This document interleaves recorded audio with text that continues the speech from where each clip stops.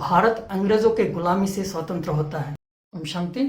आज ये हम सुना रहे हैं कि 1946 में 15 अगस्त को ऐसा क्या हुआ था जो अंग्रेज भारत को आज़ाद करने में मजबूर हो गए थे। ये सबको मालूम है 16वीं शताब्दी में अंग्रेज भारत में व्यापार करने के लिए आए थे, लेकिन अंग्रेजों ने धीरे धीरे पूरा भारत को कब्जा कर लिया था।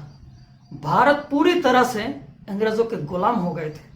भारत की सारी राजाएं चली गई थी और 1946 में अंग्रेजों को ऐसी क्या मजबूरी आई थी, इतना समय लंबा समय राज करने के बाद भारत छोड़कर चले गए। लोग ये कहते हैं कि महात्मा गांधी भारत को स्वतंत्र करने के लिए निमित्त बने, महात्मा गांधी अंग्रेजों को भारत छुड़वाने के लिए निमित्त बने। महात्मा गांधी भारत में अहिंसक आंदोलन करने के लिए प्रोत्साहित कर रहे थे। अहिंसक आंदोलन माना अंग्रेजों के खिलाफ होकर बाहुबल से कोई लड़ाई करने का प्रयास न करे, बाहुबल से कोई आंदोलन करने का प्रयास न करे और अंग्रेजों के द्वारा बनाए गए जो भी नियम है, कानून है, उसको हम तोड़ने का प्रयास ना करें। हम अपने आप जीना सीखें, अर्थात अपना कपड़ा बनाने से लेकर अपना जो कुछ काम है खुद का काम खुद करना सीखें, ताकि हम सरकार के ऊपर भी डिपेंड ना हो, किसी के ऊपर भी हमें डिपेंड ना होना पड़े।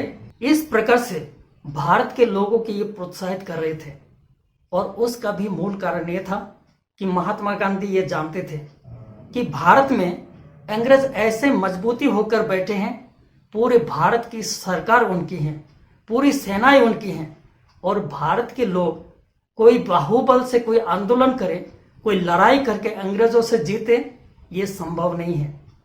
उसका प्रूफ आप देख सकते हैं 1919 में जो जालियनबाग हत्याकांड हुआ, उसके बाद जो महात्मा गांधी ने अहिंसक आंदोलन 1920 में ही अहिंसक आंदोलन शुरू किया गया था।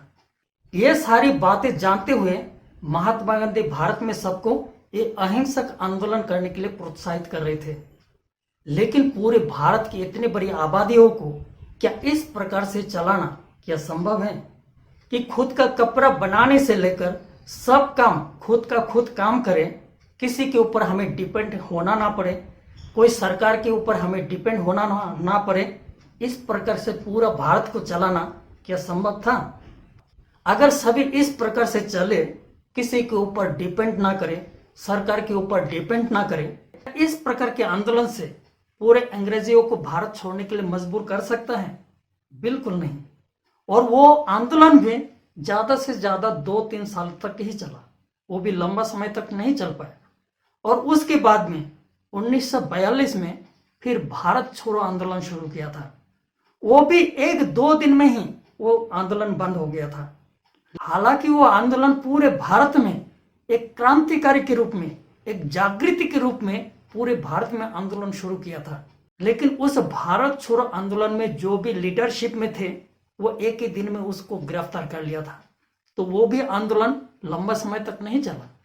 महात्मा गांधी के डर से या महात्मा गांधी के द्वारा जो कुछ आंदोलन प्रयास किया गया था, उस डर से कोई अंग्रेज भारत नहीं छोड़ा। लेकिन अंग्रेजों को भारत छोड़ने के लिए मजबूर होने का जो दूसरा कारण था, या भारत को स्वतंत्र करने के लिए दूसरा कारण जो था, कि नेताजी सुभाष चंद्र बोस जो जापानी सेनाओं का एक विशाल सेनाओं का लश्कर लेकर इम्फल, नागालैंड, कोहिमा होकर वो धीरे धीरे दिल्ली की तरफ आगे बढ़ रहे थे। और ये आपको मालूम हो कि 1939 में द्वितीय विश्व युद्ध शुरू होता है। 1939 से लेकर 1945 तक यह द्वितीय विश्व युद्ध चलता है। और वो द्वितीय विश्व युद्ध में पूरे विश्व में जितने भी नामी ग्रामी देश है, सभी देश उस युद्ध में शामिल थे। और 1945 में द्वितीय विश्व युद्ध समाप्त होने के बाद विश्व में हर देश में आर्थिक संकट होना शुरू हो जाते हैं और भारत में खाने के लिए अनाज नहीं मिल रहा था, पहनने के लिए कपड़ा नहीं मिल रहा था। भारत के इस भयावह संकट को सुधारना, सुलझाना अंग्रेजों के लिए कठिन काम लग रहा था।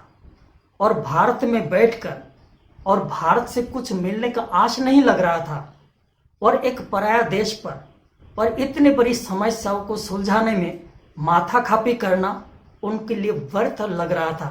इस प्रकार से एक द्वितीय विश्व युद्ध का सामना करना और भारत में इस प्रकार से एक विशाल क्रांतिकारी के रूप में एक युद्ध आंदोलन शुरू करना लिए सामना करना भारी पड़ रहा था। इसी कारणों से ही अंग्रेज भारत छोड़ने के लिए तय कर लिया था और लॉर्ड माउंटबेटन ने महात्मा गांधी के नेतृत्व में भारत अंग्रेजों के गुलामी से स्वतंत्र होता है।